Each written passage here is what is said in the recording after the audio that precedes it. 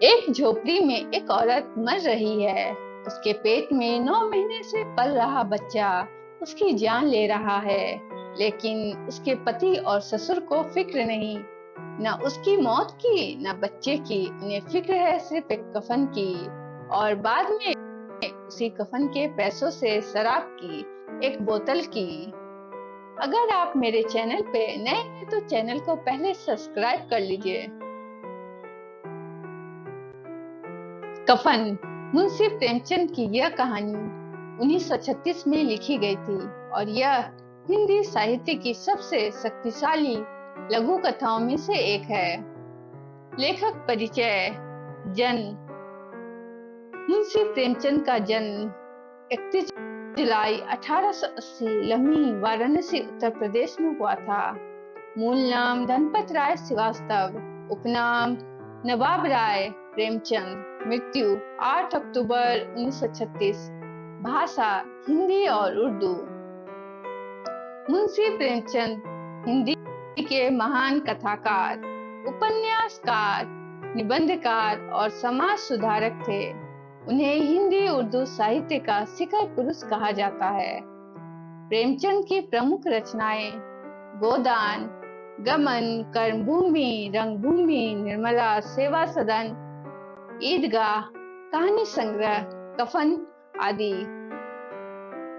कफन कहानी समाज में व्याप्त गरीबी, अमानवीयता और संवेदनहीनता पर गहरा व्यंग करती है। घीसू माधव जैसे पात्रों के माध्यम से लेखक ने उस व्यवस्था पर प्रश्न उठाया है जहां इंसान की संवेदना भी परिस्थितियों से हार जाती है। कफन कहानी के मुख्य पात्र घीसू माधव का पिता है। आलसी, कामचोर और जीवन से हार चुका व्यक्ति, समाज और व्यवस्था से निराश, पेट पालने के लिए मेहनत करने के बजाय भीख मांगना और दूसरों पर निर्भर रहना ही उसकी आदत है। माधव घीसू का बेटा है, आलसी और गैर जिम्मेदार। पत्नी बुधिया की मृत्यु के समय भी उसकी चिंता नहीं करता। भाग्यवाद में विश्वास रखता है और जीवन की कठिनाइयों से बचने के लिए कामचोरी को ही सही मानता है। बुधिया माधव की पत्नी है, गरीब, मेहनती और सहनशील स्त्री। प्रसव पीड़ा में तड़प तड़प कर मर जाती है। उसकी मृत्यु ही कहानी की मुख्य घटना है, जिसके बाद घीसू और माधव कफन के पैसे से शराब पी जाते हैं। ये पात्र गरीब किसान वर्ग का प्रतिनिधित्व करते हैं, जो समाज की उपेक्षा, गरीबी और शोषण का शिकार है। तो चलिए ये कहानी सुनते हैं।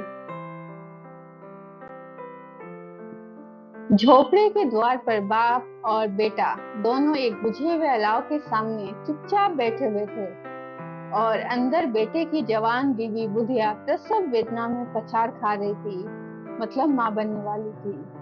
रह रहकर उसके मुंह से ऐसे दिल हिला देने वाली आवाज निकलती थी कि दोनों कलेजा थाम लेते थे। जाड़ों की रात थी, प्रकृति सन्नाटे में डूबी हुई। सारा गांव अंधकार में लय हो गया था। यीशु ने कहा, मालूम होता है बचेगी नहीं, सारा दिन दौड़ते हो गया, जा देख तो आ। माधव चिढ़कर बोला, मरना ही है तो जल्दी मर क्यों नहीं जाती, देखकर क्या करूं। तू बड़ा बेदर्द है बे, साल भर जिसके साथ सुख चैन से रहा, उसी के साथ इतनी बेवफाई। तो मुझसे तो उसका तड़पना और हाथ पांव पटकना नहीं देखा जाता। चमारों का कुनबा था और सारे गांव में बदनाम। घीसू एक दिन काम करता तो 3 दिन आराम करता। माधव इतना कमजोर था कि आध घंटे काम करता तो घंटे भर चिलम पीता, इसलिए उन्हें कहीं मजदूरी नहीं मिलती थी। घर में मुट्ठी भर भी अनाज मौजूद हो तो उनके लिए काम करने की कसम थी। जब 2-4 फाके हो जाते तो घीसू पेड़ पर चढ़कर लकड़ियां तोड़ लाता और माधव बाजार से बेच लाता। और जब तक वह पैसे रहते दोनों इधर उधर मारे मारे फिरते। गांव में काम की कमी न थी, किसानों का गांव था। मेहनती आदमी के लिए 50 काम थे, मगर इन दोनों को उसी वक्त बुलाते जब दो आदमियों से एक का काम पाकर भी संतोष कर लेने के सिवा और कोई चारा न होता। अगर दोनों साधु होते तो इन्हें संतोष और धैर्य के लिए संयम और नियम की बिल्कुल जरूरत न होती। यह तो इनकी प्रकृति थी। विचित्र जीवन था इनका। घर में मिट्टी के 2-4 बर्तन के सिवा कोई संपत्ति नहीं। फटे चित्रों से अपनी नग्नता को ढाके हुए जिए जाते थे। संसार की चिंताओं से मुक्त, कर्ज से लदे हुए, गालियां भी खाते, मार भी खाते, मगर कोई गम नहीं। दिन इतने की वसूली की बिल्कुल आशा न रहने पर भी लोग इन्हें कुछ न कुछ कर्ज दे देते थे। मटर आलू की फसल में दूसरों के खेतों से मटर या आलू उखाड़ लाते और भून भान कर खा लेते, या 10-5 ऊख गन्ना उखाड़ लाते और रात को चूसते। घीसू ने इसी आकाश वृत्ति से 60 साल की उम्र काट दी, और माधव भी सपूत बेटे की तरह बाप ही के पद चिन्हों पर चल रहा था, बल्कि उसका नाम और भी उजागर कर रहा था। इस वक्त भी दोनों अलाव के सामने बैठकर आलू भून रहे थे, जो कि किसी खेत से खोद लाए थे। घीसू की स्त्री का तो बहुत दिन हुए देहांत हो गया था। माधव का ब्याह पिछले साल हुआ था। जब से ये औरत आई थी, उसने इस खानदान में व्यवस्था की नींव डाली थी, और इन दोनों बेगैरतों का 2 जंक भरती रहती थी। जब से वो आई, यह दोनों और भी आलसी और आराम तलब हो गए थे, बल्कि कुछ करने भी लगे थे। कोई कार्य करने को बुलाता तो निर्व्याज भाव से दुगनी मजदूरी मांगते। वही औरत आज प्रसव वेदना से मर रही थी, और यह दोनों इसी इंतजार में थे कि वह मर जाए तो आराम से सोए। घीसू ने आलू निकालकर छिलते हुए कहा, जाकर देख तो क्या दशा है उसकी। चुड़ैल का फिसाद होगा, और क्या, यहाँ तो ओझा भी 1 रुपया मांगता है। माधव को भय था कि वह कोठरी में गया तो घीसू आलूओं का बड़ा भाग साफ कर देगा। बोला, मुझे वहां जाते डर लगता है। डर किस बात का है, मैं तो यहाँ हूँ ही। तो तुम ही जाकर देखो ना। मेरी औरत जब मरी थी तो मैं 3 दिन तक उसके पास से हिला तक नहीं था, और फिर मुझसे लजाएगी कि नहीं। जिसका कभी मुंह नहीं देखा, आज उसका उधड़ा हुआ बदन देखूं, उसे तन की सुध भी तो ना होगी। मुझे देख लेगी तो खुलकर हाथ पांव भी ना पटक सकेगी। मैं सोचता हूँ कोई बाल बच्चा हो गया तो क्या होगा। सौंठ गुड़ तेल कुछ भी तो नहीं है घर में। सब कुछ आ जाएगा, भगवान दे तो। जो लोग अभी 1 पैसा नहीं दे रहे हैं, वे ही कल बुलाकर रुपए देंगे। मेरे 9 लड़के हुए, घर में कभी कुछ न था, मगर भगवान ने किसी न किसी तरह बेड़ा पार ही लगाया। जिस समाज में रात दिन मेहनत करने वालों की हालत उनकी हालत से कुछ बहुत अच्छी न थी, और किसानों के मुकाबले में वे लोग जो किसानों की दुर्बलताओं से लाभ उठाना जानते थे, कहीं ज्यादा संपन्न थे, वहां इस तरह की मनोवृत्ति का पैदा हो जाना कोई अचरज की बात तो न थी। हम तो कहेंगे घीसू किसानों से कहीं ज्यादा विचारवान था, और किसानों के विचार शून्य समूह में शामिल होने के बदले बैठक बाजों की कुत्सित मंडली में जा मिला था। हाँ, उसमें यह शक्ति न थी कि बैठक बाजों के नियम और नीति का पालन करता, इसलिए जहाँ उसकी मंडली के और लोग गांव के सरगना और मुखिया बने हुए थे, उस पर सारा गांव उंगली उठाता था। फिर भी उसे यह तस्कीन तो थी ही कि अगर वह हठेहाल है तो कम से कम उसे किसानों की सी जी तोड़ मेहनत तो नहीं करनी पड़ती, और उसकी सरलता और निडरता से दूसरे लोग बेजा फायदा तो नहीं उठाते। दोनों आलू निकाल निकाल कर जलते जलते खाने लगे। कल से कुछ नहीं खाया था, इतना सब्र न था कि ठंडा हो जाने दे। कई बार दोनों की जबानें जल गई। छिल जाने पर आलू का बाहरी हिस्सा जबान, हलक और तालू को जला देता था और उस अंगारे को मुंह में रखने से ज्यादा खैरियत इसी में थी कि वह अंदर पहुंच जाए। वहां उसे ठंडा करने के लिए काफी सामान थे, इसलिए दोनों जल्द जल्द निगल जाते। हालांकि इस कोशिश में उनकी आंखों से आंसू निकल आते। घीसू को उस वक्त ठाकुर की बारात याद आई, जिसमें 20 साल पहले वह गया था। उस दावत में उसे जो तृप्ति मिली थी, वह उसके जीवन में एक याद रखने लायक बात थी और आज भी उसकी याद ताजा थी। बोला, वह भोज नहीं भूलता। तब से फिर उस तरह का खाना और भरपेट नहीं मिला। लड़की वालों ने सबको भरपेट पूरियां खिलाई थी। सबको, छोटे बड़े, सबने पूरियां खाई और असली घी की चटनी, रायता, 3 तरह के सूखे साग, एक रस्सेदार तरकारी, दही, चटनी, मिठाई। अब क्या बताऊं कि उस भोज में क्या स्वाद मिला। कोई रोक टोक नहीं थी। जो चीज चाहो मांगो, जितना चाहो खाओ। लोगों ने ऐसा खाया कि किसी से पानी न पिया गया। मगर परोसने वाले हैं कि पतल में गर्म गर्म गोल गोल सुवासित कचौरियां डाल देते हैं।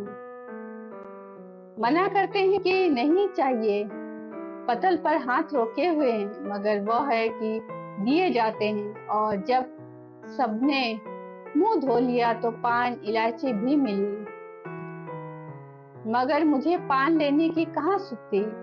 खड़ा हुआ न जाता था। चटपट जाकर अपने कंबल पर लेट गया। ऐसा दिल दरियाओ था वो ठाकुर। माधव ने इन पदार्थों का मन ही मन मजा लेते हुए कहा, अब हमें कोई ऐसा भोज नहीं खिलाता। अब कोई क्या खिलाएगा। वह जमाना दूसरा था। अब तो सबको किफायत सुस्ती है। शादी ब्याह में मत खर्च करो, क्रियाक्रम में मत खर्च करो। पूछो, गरीबों का माल बटोर बटोर कर कहाँ रखोगे। बटोरने में तो कमी नहीं है, हाँ खर्च में किफायत सुस्ती है। तुमने एक 20 पूरियां खाई होगी, 20 से ज्यादा खाई थी। मैं 50 खा जाता।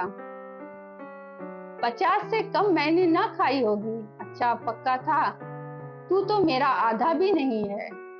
आलू खाकर दोनों ने पानी पिया और वही अलाव के सामने अपनी धोतियां ओढ़कर पांव पेट में डाले सो रहे, जैसे 2 बड़े बड़े अजगर गेंडुलिया मारे पड़े हों। और बुधिया अभी तक करा रही थी।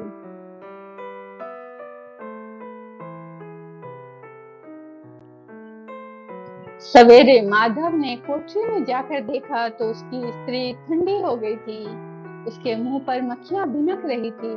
पथराई हुई आंखें ऊपर टंगी हुई थी। सारी देह धूल से लथपथ हो रही थी। उसके पेट में बच्चा मर गया था। माधव भागा हुआ घूसू के पास आया। फिर दोनों जोर जोर से हाय हाय करने और छाती पीटने लगे। पड़ोस वालों ने यह रोना धोना सुना तो दौड़े हुए आए और पुरानी मर्यादा के अनुसार इन अभागों को समझाने लगे। मगर ज्यादा रोने पीटने का अवसर न था। कफन की और लकड़ी की फिक्र करनी थी। घर में तो पैसा इस तरह गायब था जैसे चील के घोंसले में मांस। बाप बेटे रोते हुए गांव के जमींदार के पास गए। वह इन दोनों की सूरत से नफरत करते थे। कई बार इन्हें अपने हाथों से पीट चुके थे। चोरी करने के लिए, वादे पर काम पर न आने के लिए। पूछा, क्या है बे घिसुआ, रोता क्यों है। अब तो तू कहीं दिखलाई भी नहीं देता। मालूम होता है इस गांव में रहना नहीं चाहता। घिसू ने जमीन पर सिर रखकर आंखों में आंसू भरे हुए कहा, सरकार बड़ी विपत्ति में हूँ। माधव की घरवाली रात को गुजर गई। रात भर तड़पती रही सरकार। हम दोनों उसके सिरहाने बैठे रहे। दवा दारू जो कुछ हो सका सब कुछ किया मुद्दा, लेकिन वह हमें दगा दे गई। अब कोई एक रोटी देने वाला भी न रहा मालिक। तबाह हो गए, घर उजड़ गया। आपका गुलाम हूँ, अब आपके सिवा कौन उसकी मिट्टी पार लगाएगा। हमारे हाथ में तो जो कुछ था वह सब तो दवा दारू में उठ गया। सरकार ही की दया होगी तो उसकी मिट्टी उठेगी। आपके सिवा किसके द्वार पर जाऊं। जमींदार साहब दयालु थे, मगर घीसू पर दया करना काले कंबल पर रंग चढ़ाना था। जी में तो आया, कह दे चल दूर हो यहाँ से। यूं तो बुलाने से भी नहीं आता, आज जब गरज पड़ी तो आकर खुशामद कर रहा है। हरामखोर कहीं का, बदमाश। लेकिन यह क्रोध या दंड देने का असर न था।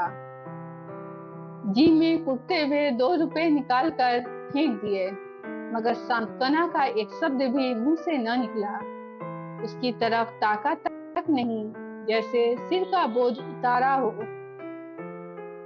जब जमींदार साहब ने 2 रुपए दिए तो गांव के बनिए महाजनों को इनकार का साहस कैसे होता।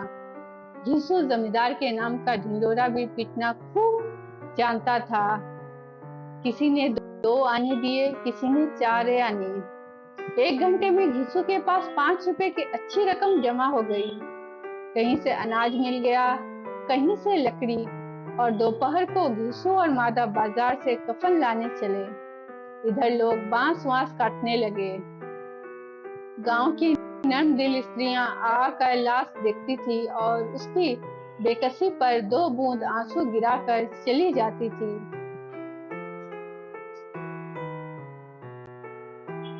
बाजार में पहुंचकर घीसू बोला, लकड़ी तो उसे जलाने भर को मिल गई है, क्यों माधव। माधव बोला, हाँ लकड़ी तो बहुत है, अब कफन चाहिए तो चलो कोई हल्का सा कफन ले ले। हाँ और क्या, लाश उठते उठते रात हो जाएगी, रात को कफन कौन देखता है। कैसा बुरा रिवाज है कि जिसे जीते जी तन ढांकने को चिथड़ा भी न मिले, उसे मरने पर नया कफन चाहिए। कफन लाश के साथ जल ही तो जाता है, और क्या रखा रहता है। यही 5 रुपए पहले मिलते तो कुछ दवा दारू कर लेते। दोनों एक दूसरे के मन की बात टाल रहे थे। बाजार में इधर उधर घूमते रहे, कभी इस बाजार की दुकान पर गए, कभी उसकी दुकान पर। तरह तरह के कपड़े रेशमी और सूती देखे, मगर कुछ जचा नहीं। यहाँ तक कि शाम हो गई। तब दोनों न जाने किस दैवी प्रेरणा से एक मधुशाला के सामने जा पहुंचे और जैसे किसी पूर्व निश्चित व्यवस्था से अंदर चले गए। वहां जरा देर तक दोनों असमंजस में खड़े रहे। फिर घीसू ने गद्दी के सामने जाकर कहा, साहू जी एक बोतल हमें भी देना। इसके बाद कुछ चिखोना आया, तली हुई मछली आई और दोनों बरामदे में बैठकर शांति पूर्वक पीने लगे। कई कुजिया ताबड़तोड़ पीने के बाद दोनों सुरूर में आ गए। घीसू बोला, कफन लगाने से क्या मिलता, आखिर जल ही तो जाता, कुछ बहू के साथ तो न जाता। माधव आसमान की तरफ देखकर बोला, मानो देवताओं को अपनी निष्पापता का साक्षी बना रहा हो। दुनिया का दस्तूर है, नहीं लोग बामनों मतलब ब्राह्मण को हजारों रुपए क्यों दे देते हैं। कौन देखता है परलोक में मिलता है या नहीं। बड़े आदमियों के पास धन है फूके, हमारे पास फूकने को क्या है। लेकिन लोगों को जवाब क्या दोगे, लोग पूछेंगे नहीं कफन कहाँ है। घीसू हंसा, अबे कह देंगे कि रुपए कमर से खिसक गए, बहुत ढूंढा मिले नहीं, लोगों को विश्वास न आएगा, लेकिन फिर वही रुपए देंगे। माधव भी हंसा इस अनपेक्षित सौभाग्य पर, बोला, बड़ी अच्छी थी बेचारी, मरी तो खूब खिला पिला कर, आधी बोतल से ज्यादा उड़ गई। यीशु ने 2 सेर पूरियां मंगाई, चटनी, अचार, कलेजियां। शराब खाने के सामने ही दुकान थी। माधव लपक कर 2 पत्तलों में सारे सामान ले आया। पूरा 1.5 रुपया खर्च हो गया। सिर्फ थोड़े से पैसे बच रहे। दोनों इस वक्त इस शान में बैठे पूरियां खा रहे थे जैसे जंगल में कोई शेर अपना शिकार उड़ा रहा हो। न जवाबदेही का खौफ था, न बदनामी की फिक्र। इन भावनाओं को उन्होंने बहुत पहले ही जीत लिया था। यीशु दार्शनिक भाव से बोला, हमारी आत्मा प्रसन्न हो रही है तो क्या उसे पुण्य न होगा? माधव ने श्रद्धा से सिर झुकाकर तस्दीक की, जरूर से जरूर होगा। भगवान तुम अंतर्यामी हो, उसे बैकुंठ ले जाना। हम दोनों हृदय से आशीर्वाद दे रहे हैं। आज जो भोजन मिला वह कभी उम्र भर न मिला था। एक क्षण के बाद माधव के मन में एक शंका जागी। बोला, क्यों दादा, हम लोग भी एक न एक दिन वहां जाएंगे ही। यीशु ने इस भोले भाले सवाल का कुछ उत्तर न दिया। वह परलोक की बातें सोचकर इस आनंद में बाधा न डालना चाहता था। जो वह हम लोगों से पूछे कि तुमने हमें कफन क्यों नहीं दिया तो क्या कहोगे? कहेंगे तुम्हारा सिर। पूछेगी तो जरूर, तू कैसे जानता है कि उसे कफन न मिलेगा? तू मुझे ऐसा गधा समझता है? 60 साल क्या दुनिया में घास खोदता रहा हूँ, उसको कफन मिलेगा और बहुत अच्छा मिलेगा। माधव को विश्वास न आया। बोला, कौन देगा? रुपए तो तुमने चट कर दिए। वह तो मुझसे पूछेगी, उसकी मांग में तो सिंदूर मैंने डाला था। कौन देगा, बताते क्यों नहीं? वही लोग देंगे जिन्होंने अबकी दिया। हाँ, अबकी रुपए हमारे हाथ न आएंगे। ज्यों-ज्यों अंधेरा बढ़ता था और सितारों की चमक तेज होती थी, मधुशाला की रौनक भी बढ़ती जाती थी। कोई गाता था, कोई डिंग मारता था, कोई अपने संगी के गले लिपटा जाता था, कोई अपने दोस्त के मुंह में कुल्हड़ लगाए देता था। वहां के वातावरण में सुरूर था, हवा में नशा। कितने तो यहाँ आकर एक चुल्लू में मस्त हो जाते थे। शराब से ज्यादा यहाँ की हवा उन पर नशा करती थी। जीवन की बाधाएं यहाँ खींच लाती थी और कुछ देर के लिए यह भूल जाते थे कि वे जीते हैं या मरते हैं, या न जीते हैं न मरते हैं।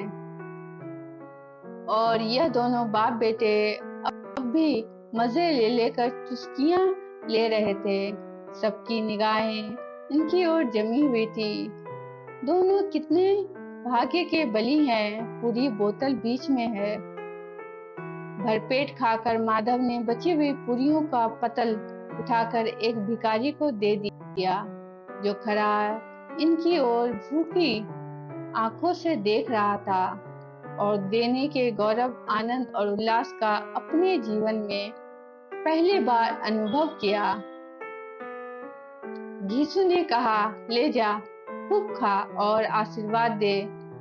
जिसकी कमाई है वह तो मर गई, मगर तेरा आशीर्वाद उसे जरूर पहुंचेगा। रोए रोए से आशीर्वाद दो।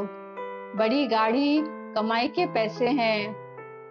माधव ने फिर आसमान की तरफ देखकर कहा, वह वैकुंठ में जाएगी दादा, वैकुंठ की रानी बनेगी। यीशु खड़ा हो गया और जैसे उल्लास की लहरों में तैरता हुआ बोला, हाँ बेटा, वैकुंठ में जाएगी। किसी को सताया नहीं, किसी को दबाया नहीं। मरते मरते हमारी जिंदगी की सबसे बड़ी लालसा पूरी कर गई। वह न वैकुंठ जाएगी तो क्या ये मोटे मोटे लोग जाएंगे जो गरीबों को दोनों हाथों से लूटते हैं और अपने पाप को धोने के लिए गंगा में नहाते हैं और मंदिरों में जल चढ़ाते हैं। श्रद्धालुता का यह रंग तुरंत ही बदल गया। अस्थिरता नशे की खासियत है। दुख और निराशा का दौरा हुआ। माधव बोला, मगर दादा, बेचारी ने जिंदगी में बड़ा दुख भोगा, कितना दुख झेल कर मरी। वह आंखों पर हाथ रखकर रोने लगा, चीखें मार मार कर। यीशु ने समझाया, क्यों रोता है बेटा? खुश हो कि वह माया जाल से मुक्त हो गई, जंजाल से छूट गई। बड़ी भाग्यवान थी जो इतनी जल्द माया मोह के बंधन तोड़ दिए। और दोनों खड़े होकर गाने लगे, ठगनी क्यों नैना झमकावे ठगनी। पियक्कड़ों की आंखें इनकी ओर लगी हुई थी और यह दोनों अपने दिल में मस्त गाए जाते थे। फिर दोनों नाचने लगे, उछले भी, कूदे भी, गिरे भी, मटके भी, भाव भी बनाए, अभिनय भी किए और आखिर नशे में मदमस्त होकर वहीं गिर पड़े।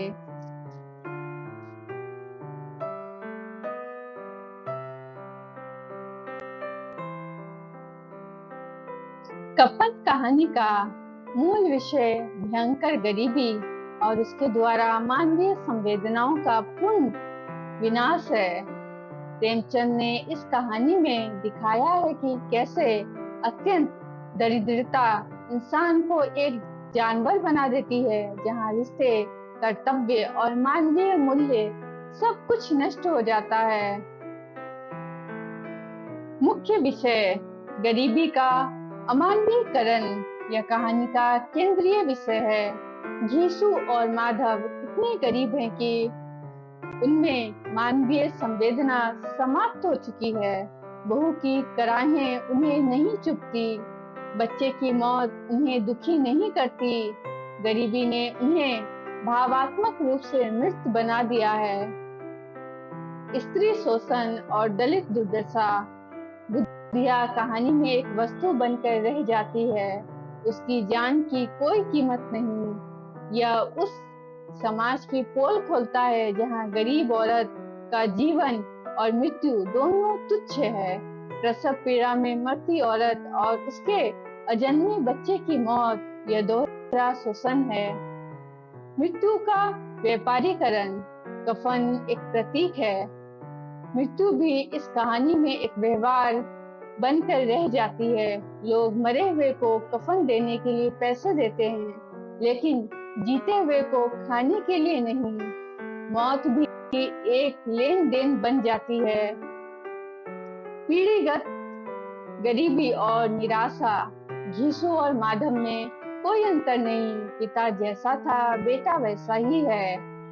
गरीबी एक वंशानुगत श्राप बन गई है जो नई पीढ़ी में भी आशा और ऊर्जा का संचार नहीं होने देती। भावात्मक पलायन कफन के पैसे से शराब खरीदना केवल पैसे की बर्बादी नहीं है, बल्कि एक मानसिक पलायन है।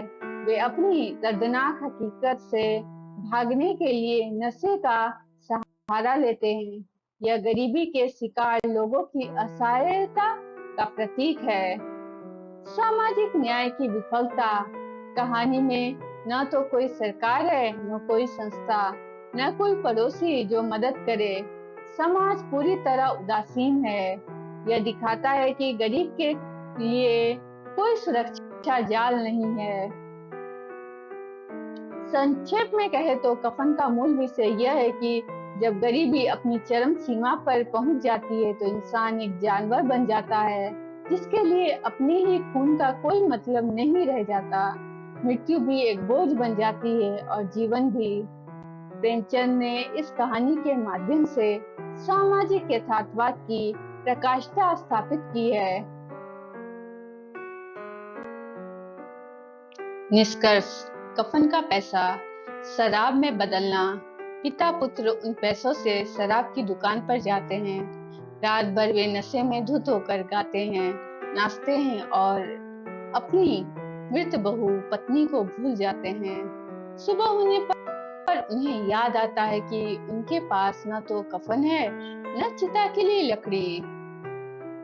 निर्दयता की चरम सीमा, यहाँ तक कि मृत्यु के बाद भी कोई पश्चाताप नहीं, उनमें कोई शर्म नहीं, कोई दुख नहीं। वे सामाजिक मर्यादा की सबसे निचली सीमा को भी पार कर चुके हैं। गरीबी का अंतिम परिणाम। कहानी यह दर्शाती है कि जब गरीबी अपनी चरम सीमा पर पहुंचती है तो मनुष्य नैतिक रूप से पतित हो जाता है। रिश्ते, धर्म, कर्तव्य सब कुछ नशे और पेट की आग में जलकर राख हो जाता है। गहरा संदेश। कफन का निष्कर्ष यह है कि गरीबी केवल आर्थिक समस्या नहीं बल्कि एक नैतिक संकट है। जब इंसान अपने ही परिवार के लिए कफन तक का इंतजाम नहीं कर सकता तो समाज उसे जीने का अधिकार भी नहीं देता, और जब वह मर जाता है तो उसकी मृत्यु भी एक व्यापार बन जाती है। प्रेमचंद ने इस कहानी से यह सवाल उठाया है कि क्या केवल गरीबी ही दोषी है या उस समाज का भी हिस्सा है जो गरीब को गरीबी में धकेलता रहता है। एक पंक्ति में निष्कर्ष। कफन एक मृत शरीर को ढकने का कपड़ा नहीं बल्कि एक जीवित समाज की नैतिक पतन की कहानी है। तो दोस्तों, यह थी मुंशी प्रेमचंद की कफन, एक ऐसी कहानी जो आज भी हमारे समाज को आईना दिखाती है। गरीबी ने कैसे एक पिता पुत्र को इंसान से जानवर बना दिया, यह सोचने पर मजबूर कर देता है।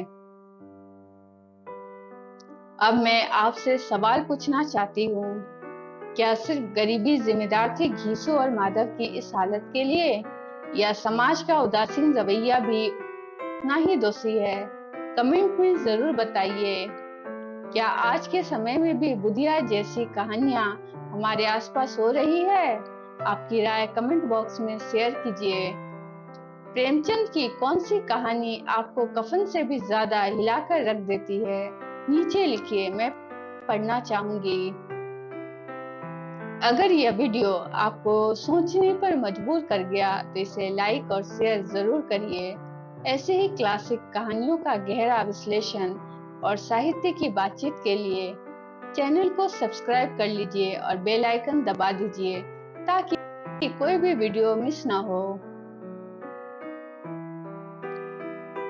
अगली वीडियो में हम बात करेंगे प्रेमचंद की एक और धमाकेदार कहानी की, जिसका नाम शायद आप अंदाजा लगा सकते हैं। कमेंट में बताइए। मिलते हैं अगली बार।